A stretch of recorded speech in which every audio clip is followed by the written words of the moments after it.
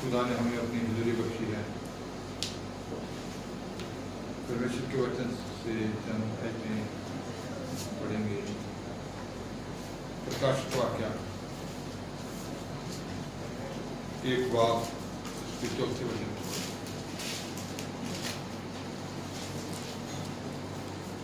ਲਿਖਤੁਮ ਯੂਹੰਨਾ ਅੱਗੇ ਯੋਗ ਉਹਨਾਂ ਸੱਤਾਂ ਕਲੀਸਿਆਂ ਨੂੰ ਜਿਹੜੀਆਂ ਅਸੀਆ ਵਿੱਚ ਹਨ, ਉਹਦੀ ਵੱਲੋਂ ਜਿਹੜਾ ਹੈ ਅਤੇ ਜਿਹੜਾ ਹੈ ਸੀ ਅਤੇ ਜਿਹੜਾ ਆਉਣ ਵਾਲਾ ਹੈ, ਕਿਰਪਾ ਅਤੇ ਸ਼ਾਂਤੀ ਤੁਹਾਨੂੰ ਹੋਵੇ। ਨਾਲੇ ਉਹਨਾਂ ਸੱਤਾਂ ਆਤਮਿਆਂ ਦੀ ਵੱਲੋਂ ਜਿਹੜੇ ਉਹਦੇ ਸਿੰਘਾਸਨ ਦੇ ਅੱਗੇ ਹਨ।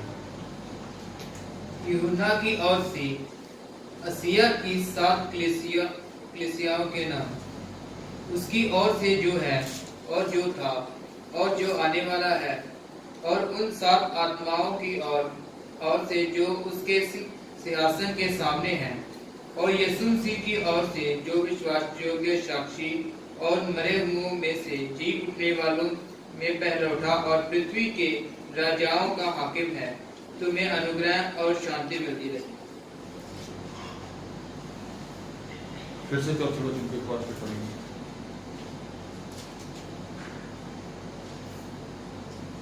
यूहन्ना की ओर से असिया की 7 कलीसियाओं के नाम, उसकी ओर से जो है और जो था और जो आने वाला है, और उन 7 आत्माओं की ओर से जो उसके सिंहासन के सामने हैं, और यीशु मसीह की ओर से जो विश्वास योग्य साक्षी और मरे हुओं में से जी उठने वालों में पहला उठा और पृथ्वी के राजाओं का हाकिम है, तुम्हें अनुग्रह और शांति मिलती रहे। वह हमसे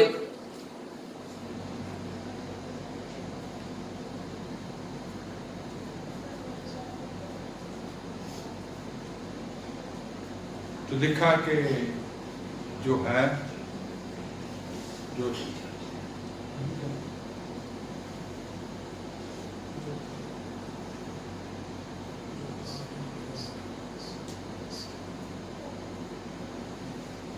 फिर से 4 वचन को पढ़ना है।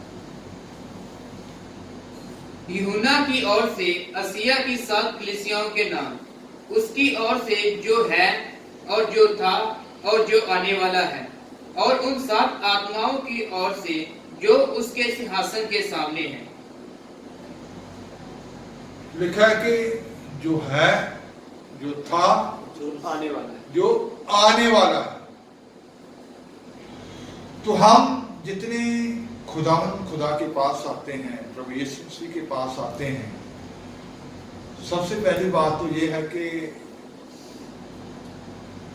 उनको ये जान लेना चाहिए कि वो है, वो जीवित है।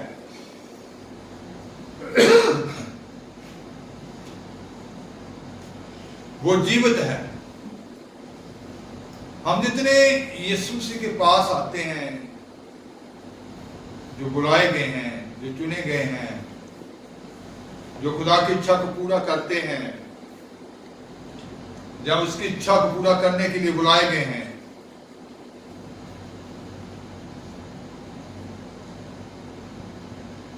जिस मार्ग पे प्रभु के लोगों ने चलना है, उस मार्ग पे चलने के लिए बुलाए गए हैं, तो सबसे पहली बात है कि उनको ये विश्वास करना चाहिए कि वो है और वो जीवित है, वो हमें समझता है, वो हमारे साथ है। जैसे इब्रानिया 11:6 में भी ये लिखा गया है, पढ़ेंगे 11:6।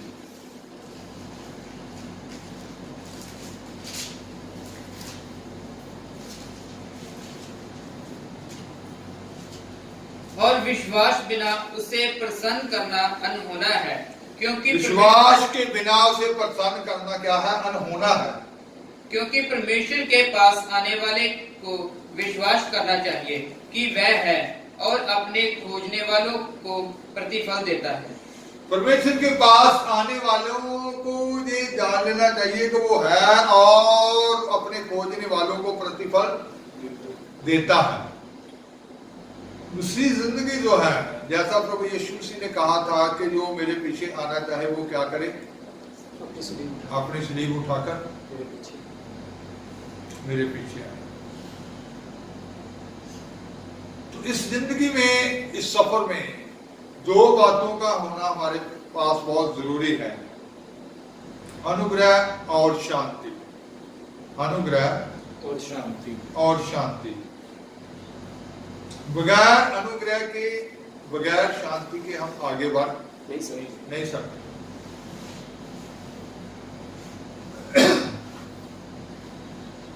अनुग्रह जो खुदा की कृपा है उसमें बने रहकर ही हम आगे बढ़ सकते हैं।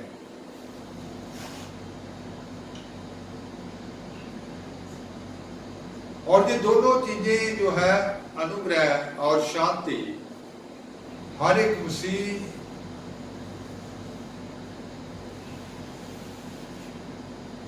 जन जो है, जितने बुलाए गए हैं,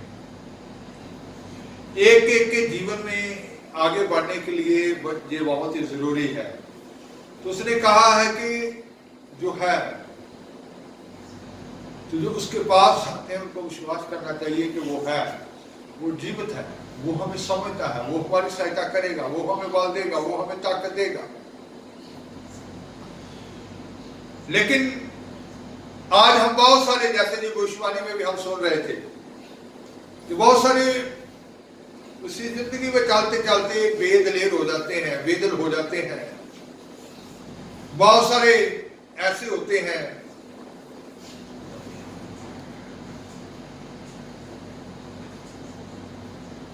दिल छोड़ जाते हैं। ये सफर ही ऐसा है।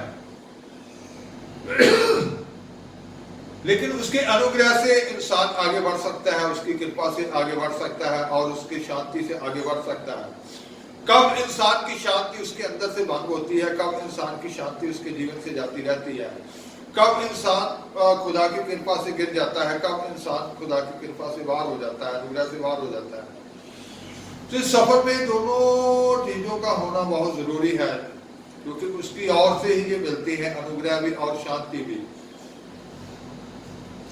जब सलीब उठाने वाले लोग जो है, जो दुख उठाते हैं, जो उसी के कारण दुख से गुजरते हैं, जो दुख होते हैं, वो इंसान के विश्वास को कमजोर करते हैं। जैसे हम पढ़ते हैं मत्ती की इंजील, उसका 11वां अध्याय और उसका 2 और 3 वचन। मत्ती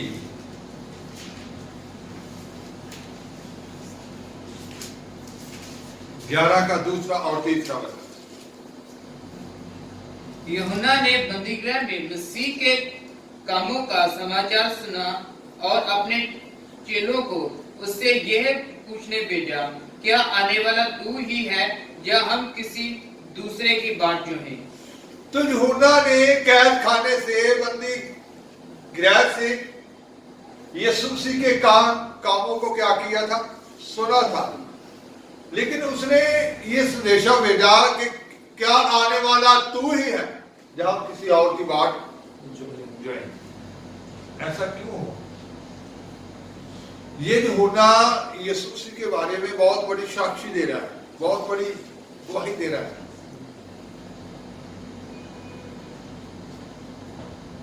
इसने पवित्र आत्मा को कबूतर की न्याय यीशु मसीह के ऊपर उतरता देखा था। इसने उस आवाज को सुना था। इसने ये साक्षी दी थी, मैं तो तुम्हें पानी से बपतिस्मा देता हूं, मेरे पीछे जो आने वाला है वो तुम्हें पवित्र आत्मा और आग से बपतिस्मा देगा। मैं उसकी जूती का तस्मा खोलने के भी लायक योग्य नहीं हूं। तो ये खुद साक्षी देने वाला, इन आंखों से उसने देखा था पवित्र आत्मा को कबूतर की नाई उतरते, फिर भी ये क्यों शंका में चला गया? जब हम यूहन्ना की इंजील एक बार उसके 29 ऐसे पढ़ते हैं, 29 से 34 तक, 4 आयत तक, यूहन्ना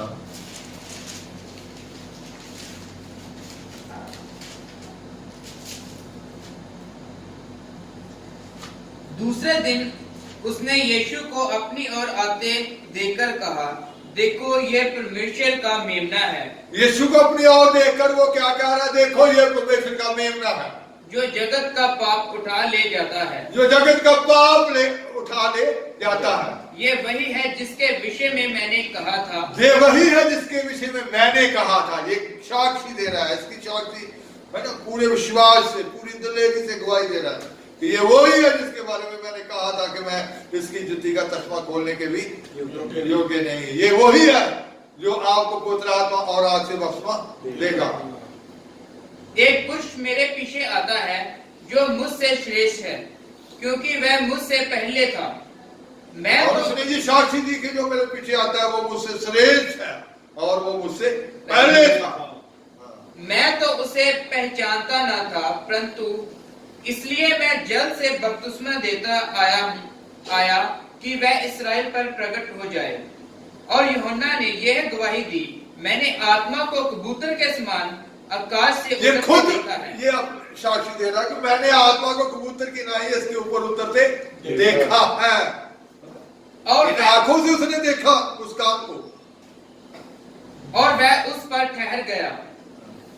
मैं तो उसे पहचानता नहीं था, परंतु जिसने मुझे जल से बपतिस्मा देने को भेजा उसी ने मुझसे कहा, जिस पर तू आत्मा को उतरते और ठहरते देखे वही पवित्र आत्मा से बपतिस्मा देने वाला है। कहता है कि मैं तो उसको जानता नहीं था, पर जिसने मुझको भेजा उसने ये मेरे को कहा था कि जिसके ऊपर तू पवित्र आत्मा को कबूतर की नाई उतरता हुआ देखे वो वही है। और मैंने देखा और गवाही दी कि यही परमेश्वर का पुत्र है। मैंने देखा और ये गवाही दी कि यही परमेश्वर का क्या है? पुत्र है। तो यूहन्ना क्यों शंका में चला गया? उसने अपने आदमियों को भेजा, उसने अपने आदमियों को भेजा सब कुछ देखकर, परमेश्वर की आवाज को सुनकर उसने परमेश्वर की आवाज को सुना कि ये मेरा प्यारा पुत्र है जिससे मैं क्या हूं? प्रसन्न हूं।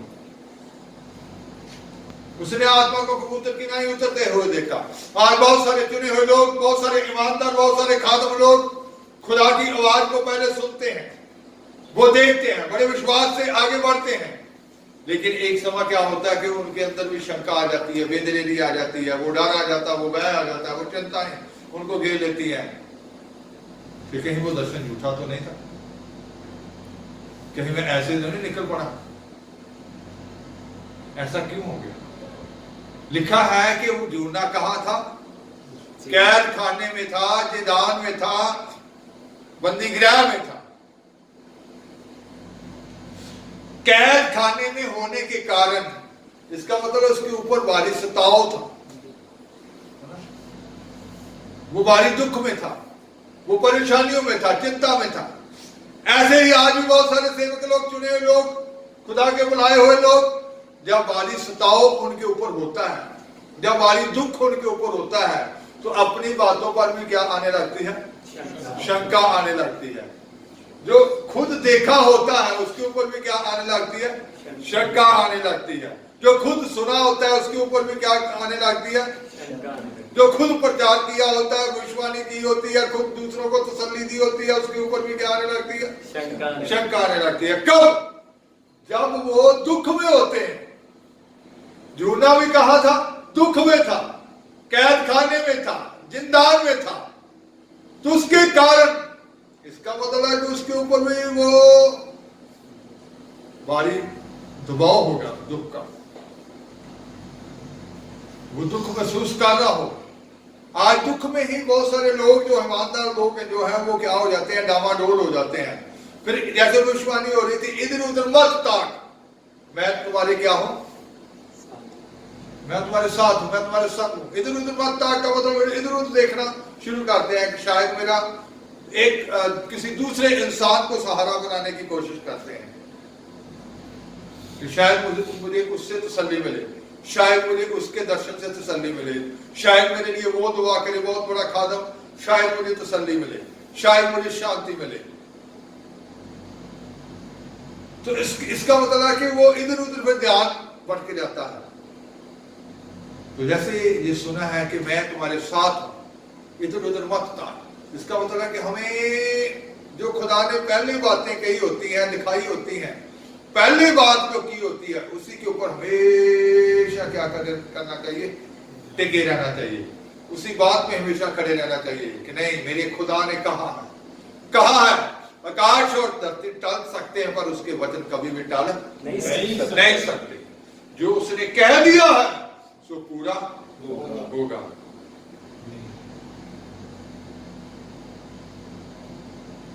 वो पूरा होगा। अब्राहम को खुदा ने कहा था, लेकिन शंका आ गई कि शायद वो बच्चा जो है वो गोली हाजरा की कुख से पैदा ना होना हो। लेकिन जो खुदा ने कहा था, जो वायदा किया था, वायदा की हुई संतान कहां से पैदा हुई? सारा की कुख से। तो इसका मतलब है कि खुदा अपने वायदे को पूरा करते हैं। बहुत सारे लोग आज क्यों कमजोर हो जाते हैं, क्यों डावाडोल हो जाते हैं? जब दुख में होते हैं, जब सताव में होते हैं, जब दबाव में होते हैं, आगे बढ़ते वक्त जब उनके ऊपर जो प्रेशर होता है, तो उनको अपनी बातों पर भी, खुद आंखों से देखी हुई बातों पर भी, खुद सुनी हुई बातों पर भी क्या आने लगती है? शंका आने लगती है। ऐसे ही यूहन्ना के जीवन में हुआ था। उसने कहा कि क्या तू वही है जो खुद उसकी साक्षी दे रहा है, जो खुद उसकी गवाही दे रहा है? उसने कहा कि क्या तू वही है कि जब हम किसी और की बात करें, जिसको खुदा ने कहा था कि जिसके ऊपर तो पवित्र आत्मा को उतरता हुआ, कबूतर की नाई को उतरता हुआ देखिए, उसने देख भी लिया था। वो खुद गवाही देता है कि मैंने देख लिया है। तो इसका मतलब है कि देखने के बाद भी, सारा कुछ आंखों से देखने के बाद भी शंका आ सकती है, पर इसको कभी भी अपने जीवन में आने नहीं देना चाहिए, कभी भी आने नहीं देना चाहिए। हमें अपने खुदा, इसीलिए लिखा गया है कि ईमान के बारे यीशु मसीह की और नजरें लगी रहें, उसको देखते रहना चाहिए, उसकी और नजर लगी रहनी चाहिए। तो जैसे लिखा कि जो है, जो था, इसका मतलब कोई आपके भूतकाल के बारे में भी क्या करता है? जानता है, सब कुछ जानता है। पीछे के बारे में वो सब जानता है, जो आने वाला है। और फिर क्या लिखा था? जो आने वाला था, उससे आगे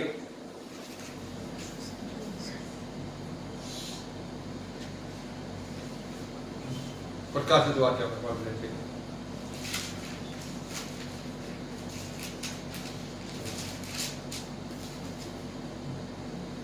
उसकी ओर से जो है और जो था और जो आने वाला है, और उन 7 आत्माओं की ओर से जो उसके सिंहासन के सामने हैं। तो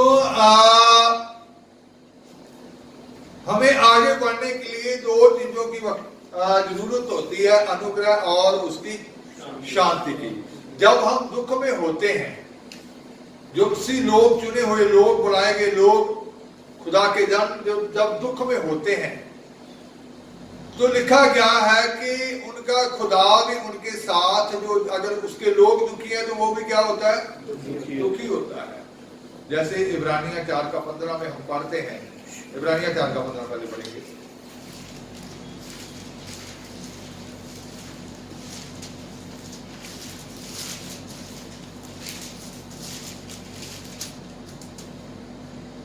क्योंकि हमारा ऐसा महायाजक नहीं जो हमारी निर्बलताओं में हमारे साथ दुखी ना हो सके। हमारा ऐसा महायाजक नहीं जो हमारी निर्बलताओं में हमारे साथ दुखी ना हो सके, हमारा दर्दी ना हो सके। वन में सब बातों में हमारे समान परखा तो गया, तो भी निष्पाप निकला। वो हमारे समान कहता, सभी बातों में परखा तो गया। जैसे कहता कि हम परखे जा रहे हैं, जैसे हम उस रास्ते पे चल रहे हैं और हमें दुख उठाना पड़ रहा है, हमें उस दुख के मार्ग में चलना पड़ रहा है, कहता वो भी हमारी तरफ परखा तो गया, पर क्या निकला? निष्पाप निकला। तो कहता पर वो हमारा महायाजक जो है वो ऐसा नहीं है, कि हमारी निर्बलताइयों में जब हम कमजोर होते हैं, जब हम दुखी होते हैं, हमारे साथ दुखी ना हो। इसका मतलब जब हम दुखी होते हैं वो भी हमारे साथ क्या होता है? दुखी होता है। वो भी हमारे साथ दुखी होता है। तो अनुग्रह और शांति हमारे जीवन में हमेशा बनी रहनी चाहिए।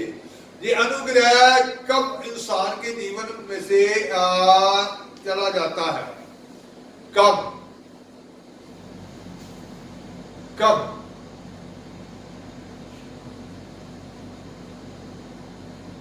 इब्रानिया 12 बाब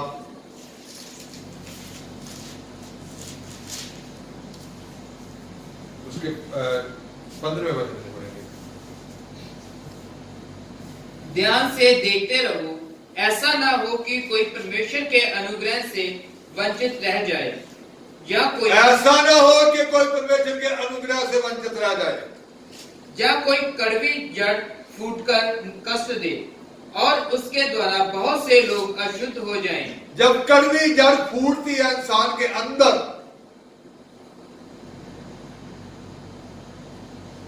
कड़वी जड़ जब फूट जाती है तो क्या होता है?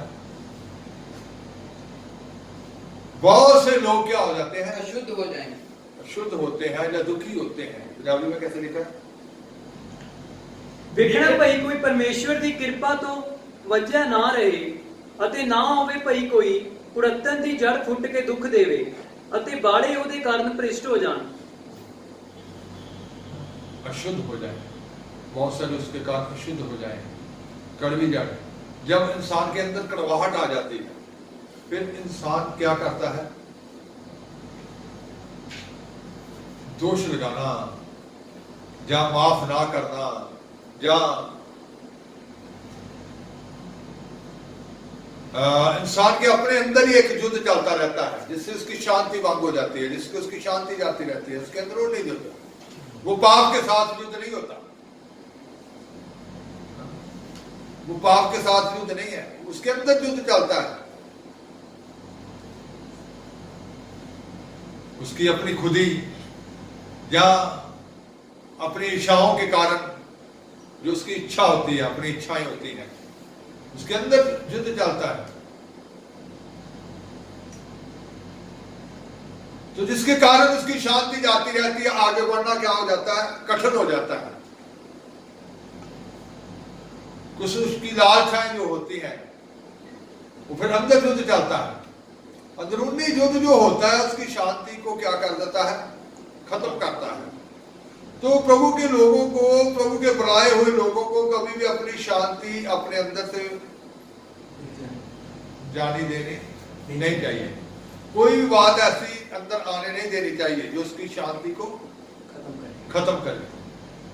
हमेशा शांति अंदर रहेगी तो वो आगे बढ़ेगा, वो कृपा में बढ़ेगा। जैसे उसके इब्रानिया 4:16 में भी लिखा गया है। इब्रानिया 4:16, इसलिए आओ हम अनुग्रह के सिंहासन के निकट हिया बांधकर चले। कहता गया हम अनुग्रह के सिंहासन के सामने कैसे चले? हिया बांध कर चले कि हम पर दया हो और वह अनुग्रह पाए जो आवश्यकता के समय हमारी सहायता करे। उस अनुग्रह को प्राप्त करें जो आवश्यकता के समय, जरूरत के समय हमारी क्या करे? सहायता करे। तो कहता है कि उस अनुग्रह को प्राप्त करना है, उस शांति को अपने जीवन में लेकर चलना है। तो हमेशा शांति कब भंग होती है, कब इंसान के अंदर से शांति जाती है? जब हमारे अंदर युद्ध चलता है, जब हम इधर उधर की बातों पर ध्यान लगाते रहते हैं। तो इसीलिए भविष्यवाणी में कहा गया कि इधर उधर मत ताक, इधर उधर मत ताक। दूसरों की ओर नहीं देखना चाहिए, अपने खुदा की ओर देखना चाहिए, वचन की ओर देखना चाहिए, उन वायदों की ओर देखना चाहिए, उन वायदों की ओर देखकर ही आगे बढ़ते जाना चाहिए। इसलिए दाऊद ने यह कहा था, वचन 23:4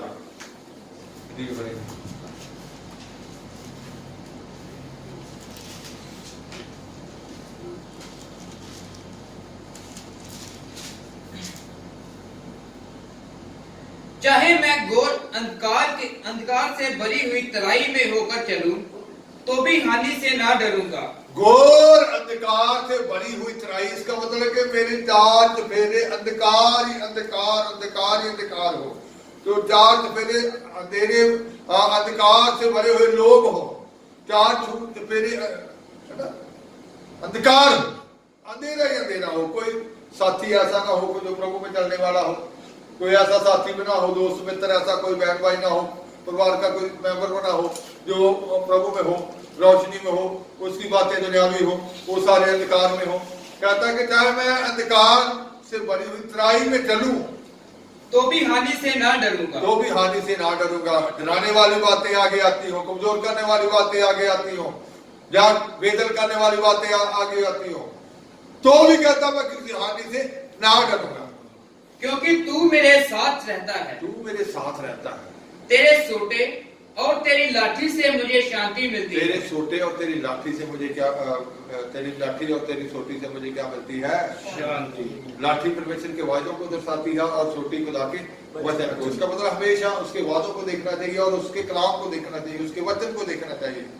तेरी सोटी और तेरी लाठी हमेशा मुझे क्या देती है? शांति देती है। कैसे भी लोगों में इंसान को रहना पड़े,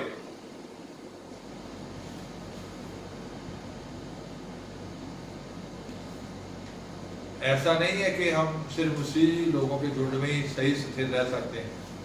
दूसरे लोगों में भी रहना पड़े तो हमेशा खुदा में बने रहने की समर्थ हमारे अंदर होनी चाहिए। अनुग्रह और शांति हमारे अंदर बनी रहनी चाहिए कि हम उन लोगों में भी ऐसे ही चलते जाए।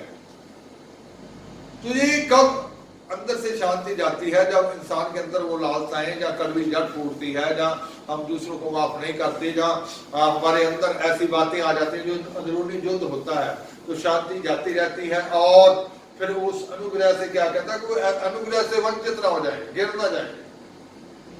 जब खुदा का अनुग्रह इंसान से हट जाता है तो फिर उसको वो संभाले भी संभल नहीं सकता, उसको संभालने से भी उसको संभाला नहीं जा सकता। खुदा का अनुग्रह ही हमें चलाता है, खुदा का अनुग्रह ही हमें संभाल कर रखता है, खुदा का अनुग्रह ही हमें स्थिर रखता है। खुदा का अनुग्रह और उसका शांति जो हमारे अंदर होती है वो ही हमें आगे बढ़ने के लिए बल देती है। तो अनुग्रह उसकी कृपा में हमने आगे बढ़ते जाना है। हमें अपनी कोई भी किसी भी ताकत पे, किसी भी बल पे भरोसा नहीं करना चाहिए, बल्कि उसकी कृपा के ऊपर, उसकी कृपा ही वो हमें आगे लेकर जाएगी। वो कृपा ही हमें उसमें बने रहने की ताकत देगी। उसकी कृपा ही जो हमें उसके सामने खड़े होने के योग्य बनाएगी। उसका अनुग्रह ही है जो हमें सिंहासन के सामने, प्रभु यीशु मसीह के सामने खड़े रहने के योग्य बनाएगा। उसका अनुग्रह ही है जो हमें विजय बनाएगा, जो हमें जयवंत बनाएगा, फतेहवंत बनाएगा। उसके अनुग्रह में हमने बढ़ना है। तो उसने कहा कि उसकी सोटी और लाठी, इसका मतलब उसने उसकी ओर देखा और अपने चार चफेरे के अंधकार की ओर नहीं देखा। हमें भी ऐसी स्थितियों से जब हम गुजरते हैं तो ऐसी स्थितियों पर ध्यान नहीं लगाना चाहिए। अपने भेजने वाले को, अपने बुलाने वाले को वो देखना चाहिए और उसके वादों को देखना चाहिए, खुदा के कलाम को देखना चाहिए जो हमें क्या देगा? शांति देगा, जो हमें उस अनुग्रह में चलाएगा। और जैसे लिखा गया है, फिर प्रकाशित वाक्य 1:4 को पढ़ेंगे। असिया की 7 कलीसियाओं के नाम, उसकी ओर से जो है और जो था और जो आने वाला है, और उन 7 आत्माओं की ओर से जो उसके सिंहासन के सामने हैं। उन 7 आत्माओं की ओर से जो उसके सिंहासन के क्या है? सामने है।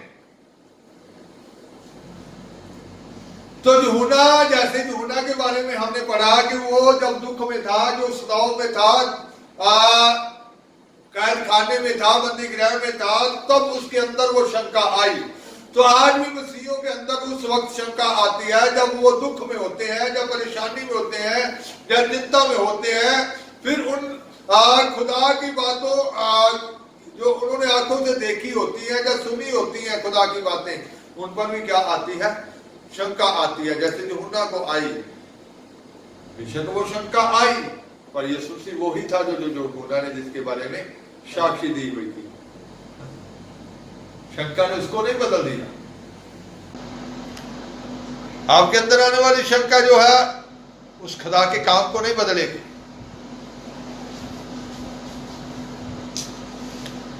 तो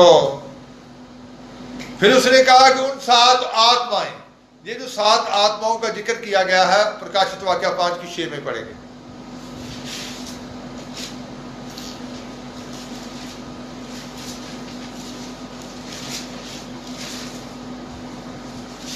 तब मैंने उस सिंहासन और चारों प्राणियों और उन प्राचीनों के बीच में मानो एक वध किया हुआ मेमना खड़ा देखा। उसके 7 सींग और 7 आंखें थी। ये परमेश्वर की 7 आत्माएं हैं जो सारी पृथ्वी पर भेजी गई हैं। तो वध किया हुआ मेमना देखा गया, वध किया हुआ मेमना देखा गया।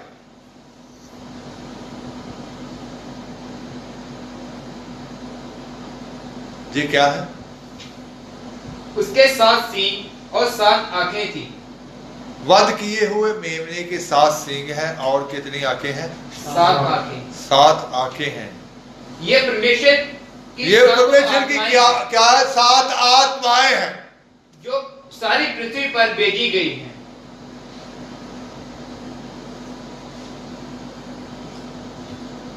तो जूना क्या देख रहा है कि वध किया हुआ मेमना देख रहा है। वध किया हुआ मेमना जिसकी कितनी आंखें हैं? 7 आंखें हैं और 7 सींग हैं। ये परमेश्वर की 7 आंखें और 7 सींग क्या है? परमेश्वर की 7 आत्माएं हैं। फिर से पढ़ दो। तब मैंने उस सिंहासन और चारों प्राणियों और उन प्राचीनों के बीच में मानो एक वध किया हुआ मेमना खड़ा देखा। उसके 7 सींग और 7 आंखें थी। जो ये परमेश्वर की 7 आत्माएं हैं जो सारी पृथ्वी पर भेजी गई हैं। 7 सींग और 7 आंखें थी। आंखें ज्ञान को दर्शाती हैं और सींग सामर्थ और अधिकार को दर्शाते हैं। सामर्थ और अधिकार को दर्शाते हैं। तो ये 7 आत्माएं हैं। कहता यही 7 आत्माएं हैं। ये 7 आत्माएं, आत्मा एक ही है कुल मिलाकर, लेकिन ये सिद्धता को दर्शाता है। ये 7 किसको दर्शाते हैं? सिद्धता को दर्शाते हैं। तो जैसे 9 वरदान है, वो वरदान भी हम उनको कितने हिस्सों में बांट सकते हैं? 2 हिस्सों में। ज्ञान और समर्थ के वरदान। तो उन वरदानों के बंद होने से भी इंसान आगे बढ़ नहीं सकता।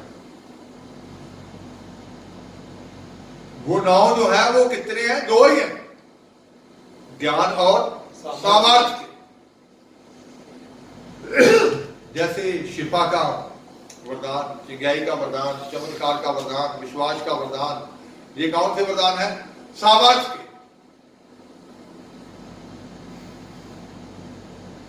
ज्ञान हमें परमेश्वर की उस महिमा के लिए तैयार करता है।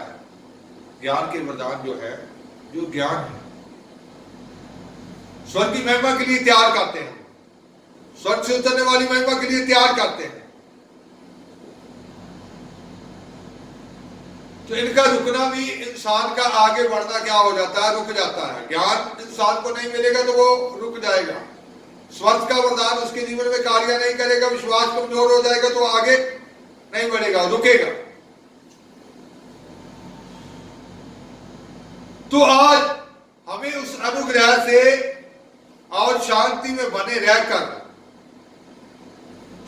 इन वरदानों के वसीले से, ज्ञान और सामर्थ्य के वसीले से आगे बढ़ते जाना है।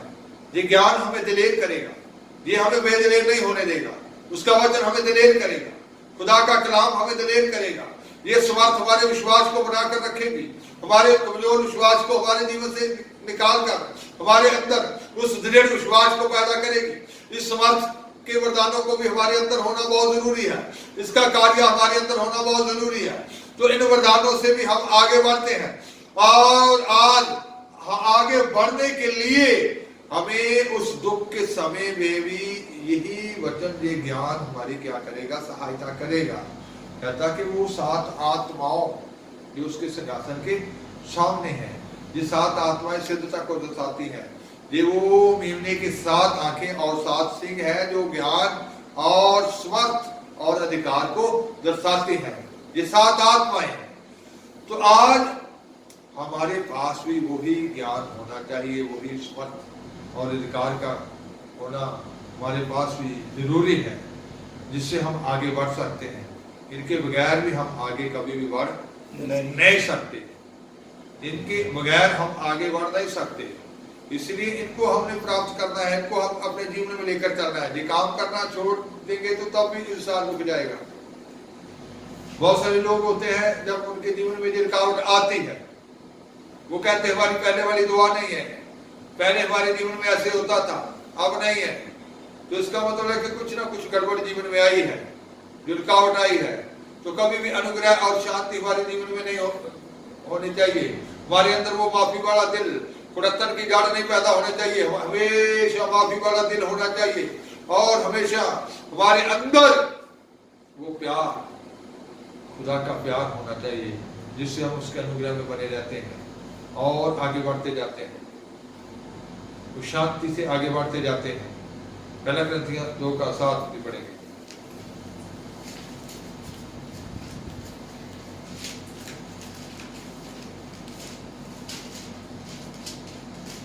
परंतु हम परमेश्वर का वह गुप्त ज्ञान वेद की रीति पर बताते हैं, जिसे परमेश्वर ने सनातन से हमारी महिमा के लिए ठहराया।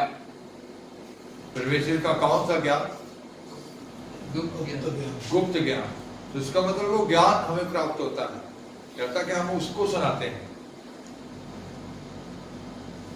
फिर से बोलो।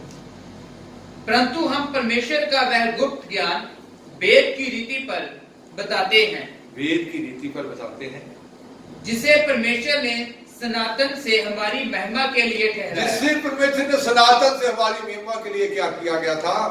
ठहराया था। तो इसका मतलब है कि वो तभी होता है जब हमारी जीवन में अनुग्रह और शांति से हम आगे बढ़ते जाते हैं।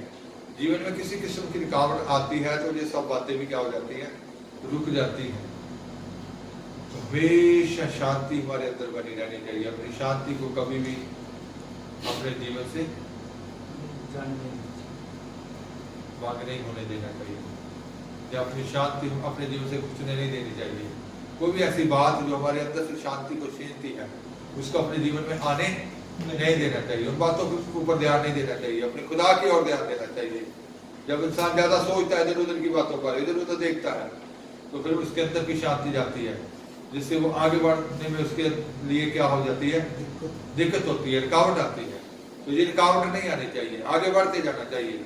ये चिंताएं या प्रेशर या दबाव, ये ऐसी बातें हैं जो शंका पैदा करती हैं।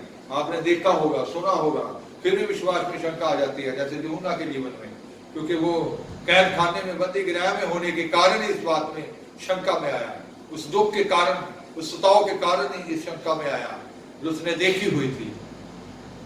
तो आपके जीवन में ऐसा कभी नहीं होना चाहिए कि देखी हुई बातों पर, सुनी हुई बातों पर, जिस पर आपने विश्वास किया था, जिस पर आप विश्वास करके निकले थे, उन पर कभी भी शंका नहीं आनी चाहिए। पहली बातों को हमेशा क्या रखना है?